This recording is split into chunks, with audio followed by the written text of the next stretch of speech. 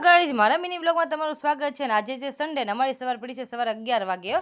અને જો અમે ઇડલી સાંભાર મંગી લીધા છે. સન્ડે હોય ત્યારે કંઈક ચટર પટર ખાવીને એવું બને જ નહીં. અને કોક રવિવારે જ ખાવી છે. આજથી બેસી ગયો છે અપર મહિનો, એટલે ગૌરી મહિનો આવે ને એ આંબુડું જાંબુડું વાળો જે મહિનો આવે કે નહીં, તો જો બાયું બધું જો પૂજા પાઠ કરે છે. આપણે આમાં બહુ કંઈ જ્ઞાન છે નહીં. અને જો આપણે આપણા અથાણાનું રિવ્યૂ આપી છે, તો આપણું અથાણું સુપર ફાસ્ટ બન્યું છે. તમારે કોઈને બનાવવું હોય ને તો બનાવી શકો છો. અને આજે છે રવિવાર, તો લટુડા પટોડા પાડીને જવું તો પડે ને બહાર.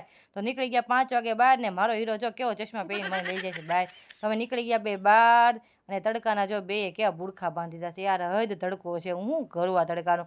અને આવી ગયા નાસ્તો કરવા. હું અહીંયા એકવાર છે ને ખાવસા ખાવા આવી હતી, તો મારા પતિદેવને પણ હું અહીં લઈને આવી છું કે તમે પણ ટ્રાય કરો કેવાક લાગે છે તમને ખાવસા. એને પણ મજા આવી ગઈ ખાવસા ખાવાની. તમે કોઈ ખાવસા ખાવા જાઓ છો કે નહીં આ ઉનાળામાં? કમેન્ટમાં કહેજો. અને મારા પતિદેવ માટે જો ચશ્મા નવા કરાવવાના હતા, તો શોપ પર આવી ગયા ચશ્માની, પણ એને કાંઈ ચશ્માનો મેળ ન આવ્યો, કેમ કે એનું પગ થોડું મોઢું છે કે નહીં, ફેસ એકદમ ગોળ મોટો છે, એટલે એના નાના એવા ચશ્મા ન સારા લાગે, એટલે ચશ્મા લેવાનો પ્લાન રાખ્યો કેન્સલ. આવી ગયા અમે મોલમાં કરિયાણાની વસ્તુ લેવા થોડી ઘણી. તો જો થોડી ઘણી વસ્તુ લઈને મારા ભાઈની ઘરે આટો મારવા ગયા હતા. અને જો મારા ધૂના બેન આટું કપ કેક લઈને ગઈ હતી, તો એ કેવી ખાય છે શરમાતી અને શરમાઈ બહુ છે હમણાં.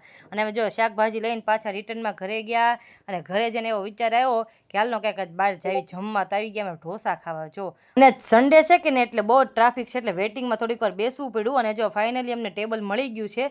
હું ને મારા પતિદેવ જો જમવાની વાટે છે ક્યારે આવે. અને જો આવી ગયા છે આપણે મૈસૂર મસાલા ઢોસા, કેમ કે એટલી બધી ભૂખ નહોતી લાગી ને, અને બે જ છે એટલે જો અમે મૈસૂર મસાલા ઢોસા જ મંગાવ્યા છે.